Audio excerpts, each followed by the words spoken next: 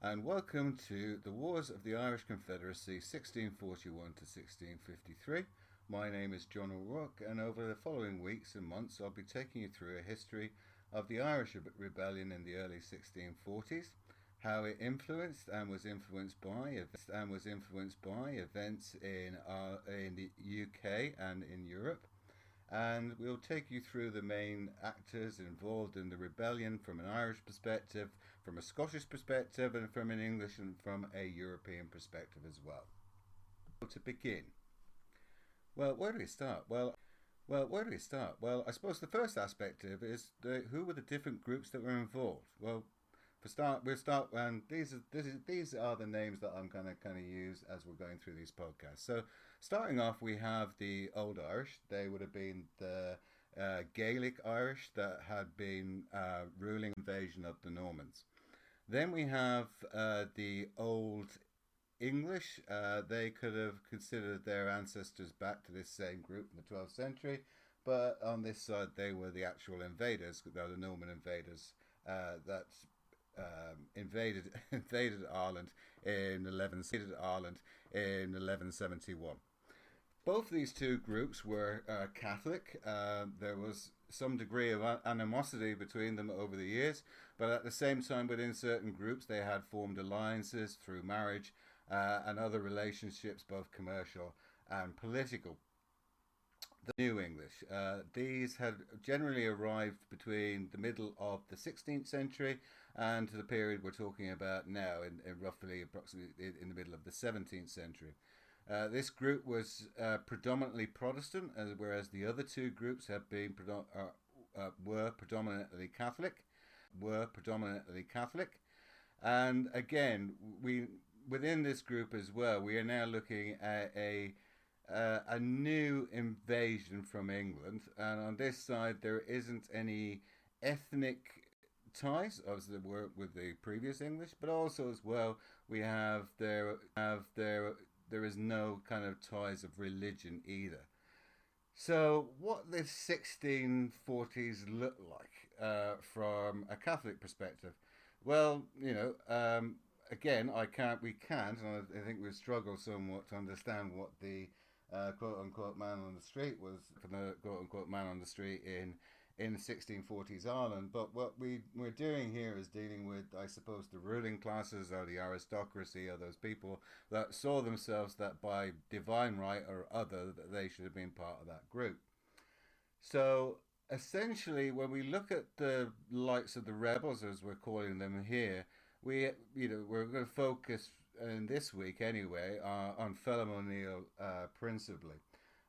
He was a Catholic. He had actually been raised as a Protestant, but he reverted to his Catholic religion.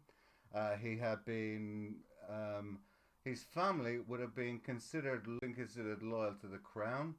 They had actually, as you can probably gather by his names, taken on English titles. So he was actually Sir Phelim O'Neill. His family were based up in Northern Ireland in Kinnaird, and he had kind of, I suppose,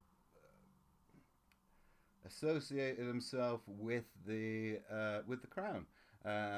He had, in fact, at one stage removed Catholic tenants from his estate and replaced them with Protestant estates.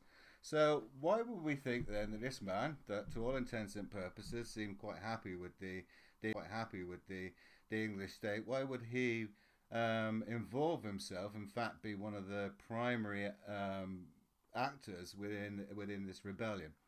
Well, it kind of comes down to two pieces, and the first is religion, as it was first, but also his ethnicity. As much as he may have kowtowed to the English crown, and as much as he may have been willing to accept, as his father and his grandfather were, titles from said English crown, they were never fully accepted. The Irish as an ethnicity were to the wider, and I kind of mean English UK public, would have been kind of considered no better than barbarians. Aligned with this, well, they were considered kind of drunken. They were considered apt to start up rebellion and start a fight. So nothing much has changed in kind of English opinion of them there. So essentially, then what arose from that, and along with the religion, was an effort for the last 50 years on behalf of the English crown to, I suppose, pacify Ireland. When we talk about this day the pacification of Ireland, the majority of that focus, and in fact in the early part of the rebellion and part of this podcast today, is going to be focused on Northern Ireland, or the province of Ulster.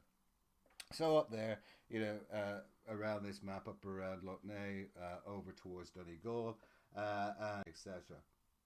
So essentially, the reason for that is that the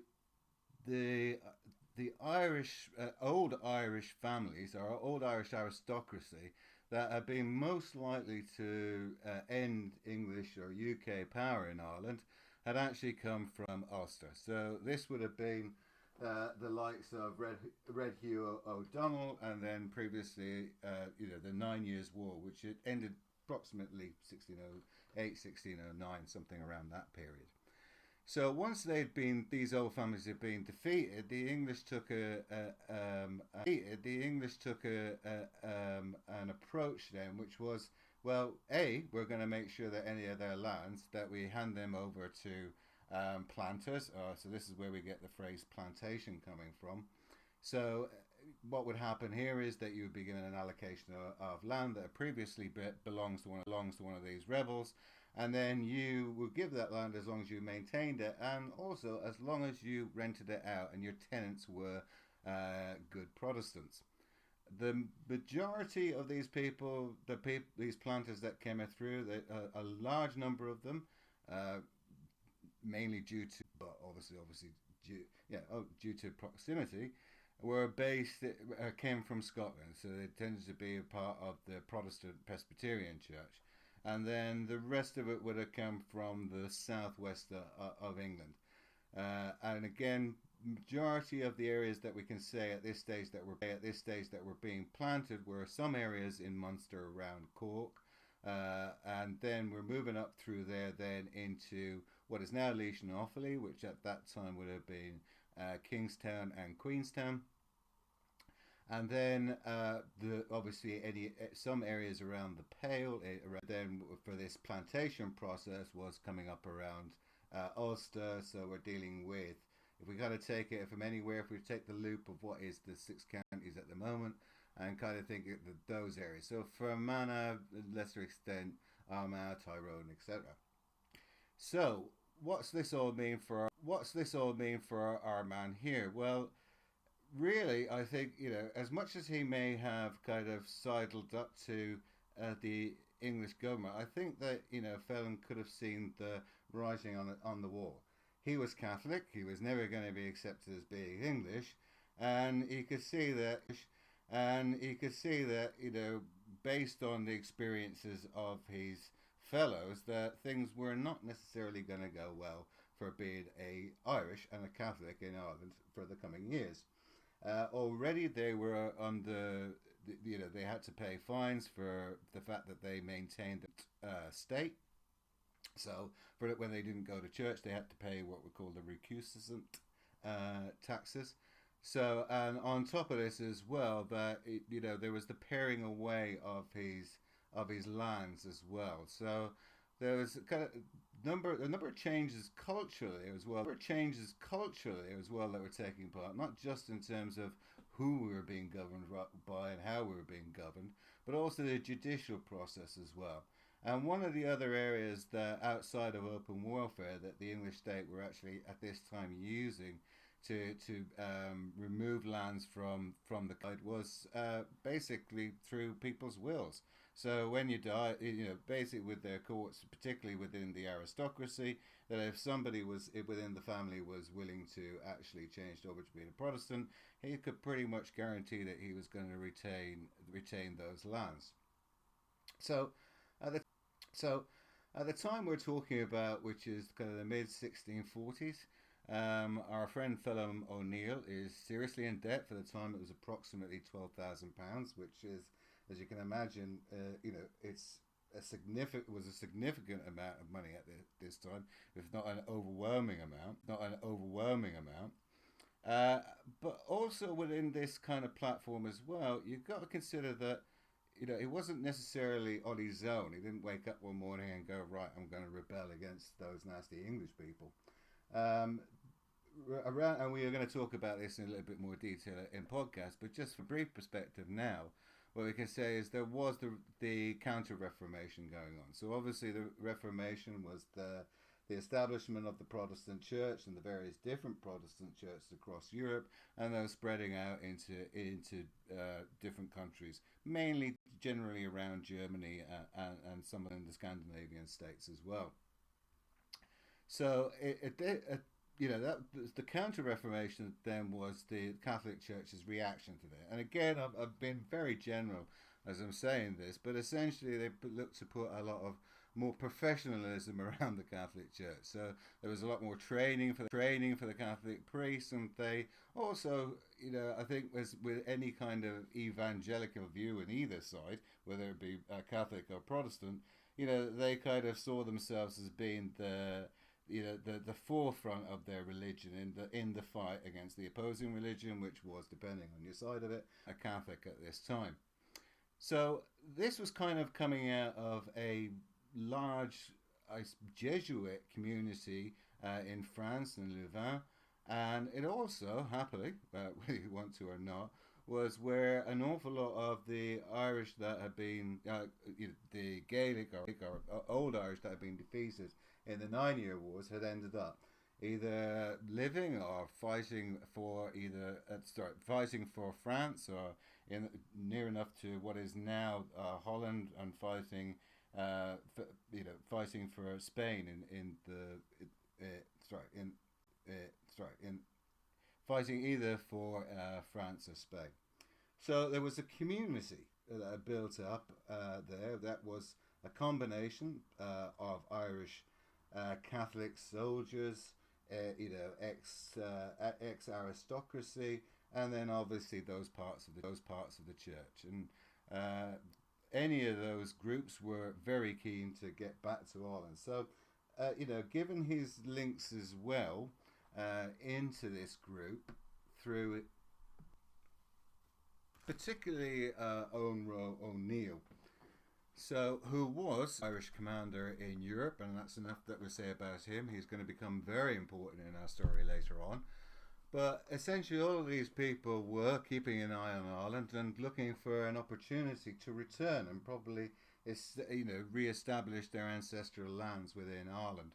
I don't think that they were actually looking to Ireland free per se, maybe to actually, in the sense of turning it into a Catholic country, but not in the sense of making it a free and democratic country separated from Ireland. They certainly considered themselves Irish and were considered Irish, and they were, as I said, they were anxious opportunity to return.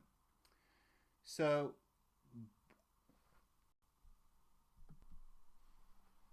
what happened to kick off this rebellion? Well, it's considered to have started on the 22nd of October 1641, when Phelim O'Neill, as he was at the time, Sir Phelim O'Neill, and he was also a Justice of the Peace. He visited the governor of Charlemont Castle, under some subterfuge, took him under, essentially put him under arrest, if we will, and took over Charlemont Fort. The governor was Toby Caulfield, and he later died in rebels' hands, so obviously not a very good end for him. The subterfuge that Phelim O'Neill used at this time was that he claimed to have a commission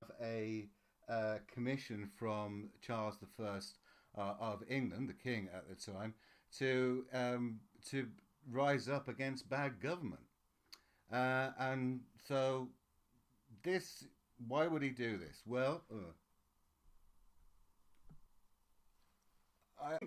why would he do this? Well, I think at first they were actually the rebels. When it first started, they were quite at pains to say that how loyal they were to the king. This wasn't particularly an argument about the structure about how they were actually about who they were actually governed by for actually being governed.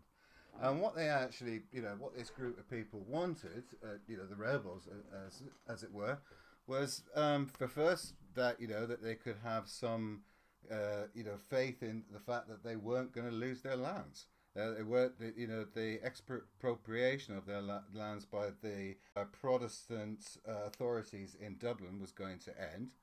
That they would be allowed at this stage as well to actually swear allegiance to the king without actually giving the oath of supremacy, which is basically saying that it's Catholic at this time would have been it would have been untenable for them to actually do this. And then the last bit then is to actually be allowed to be a Catholic in peace. So that seems simple enough at this point, but why would they actually think that A, the king would actually go along with this, and then B, why do they think this is a good time? Right stepper there, and we are going to come back to Scotland again because it is very key in terms of, particularly when we start talking about the plantations and the Protestant settlers there and what happens in the early stages of the rebellion, but also other facts that are happening. As this rebellion gets started, I need to say kicked off there. As it gets started and it builds intensity, there in parallel to this, we have we have the smouldering embers that will blaze up as the English Civil War. So really, it kind of when I'm referring to there is Scotland had just gone through a number of what was known as the Bishops' War. So they're Bishop War 1 and Bishop War 2. Because, the first one had been so good, they decided to have a second one. So essentially what that was over was about how the Scots could actually structure their church. They did not want a ecclesiastical council of bishops that was appointed by the king telling them about how they should have their religion. So this ended up turning into as I said, the first Bishops' War. Out of that, we got the Covenanters, which was basically pledged that everyone that if you were aligned with what this group wanted to do, you took this covenant or pledge, and they became known as the Covenanters subsequent to that, and we will refer them to that as well. So they have basically raised up, and it started as civil disobedience. It built then into open warfare, and then for a number of reasons, Charles I was unsuccessful in terms of putting this down. So he had to actually come to terms with the Covenanters, and he conceded quite a lot of ground, and they kind of agreed going forward. That agreed the peace. From an Irish perspective, if you're looking at this happening in Scotland and you're struggling in Ireland, things, you're being persecuted, and when I say persecuted here, the authorities in Dublin at this stage could declare martial law at pretty much as they wanted to. Once they declare martial law in an area, who we say is the bad guy is the bad guy, and that tended to be. It tends to be, if you're Irish Catholic, that was the end for you. And when we're not just talking here about, we're actually talking about, attacking and killing adults and children and women. And let's not, as we progress to this is not, and historically was never on just one side of it. But that's essentially what we're talking about when we're talking about this repression of the Irish or the Catholic faith at this time. So if you're undergoing all that, and you're also, you can see from your own perspective, your ancestral lands are being whittled away, and your actual, no matter how much money you've been spending on wine, women, and drink, at the same time, you don't want to necessarily be in a huge amount of debt. So they saw an opportunity here. Aristocracy had tried something similar in the past without open rebellion through negotiation and the promise of men and arms to support a potential Charles I with dealing with a potential invasion from France or Spain in the 1630s, 1620s, 1630s, in the 1630s, 1620s, 1630s. But essentially, once that threat had gone away, Charles basically reneged on any thought of giving concessions to the Catholics. So really, then from this point in time, if you were, and you'd seen what happened in Scotland, you'd think, maybe we could do something similar here. Make sure that say to the king, look, you promised us all this before, and if you don't give it to us now, we're going to start banging on a few heads. Right. Well, I hope all of that made some sort of sense. I'm going to keep these podcasts to approximately 20 minutes each. I am going to include, as I hope you'll have seen now in the YouTube, a PowerPoint presentation just outlining some of the key people here and the key dates, and some geography, some map, all this in context. Next week we're going to go into a little bit more detail about what happened in 1641. So the winter of 1641, and then the early part of 1642. Right about up to our times when our O'Neill arrives in Donegal in mid 1642, and then really coming into August, September of that time, when we have the commencement of the English Civil War and what that meant to the rebellion in Ireland, and then the ability of the English authorities in Dublin to actually suppress the rebellion. Okay, thank you all very much for your time and listening to this. I hope to talk to you all again soon. Goodbye.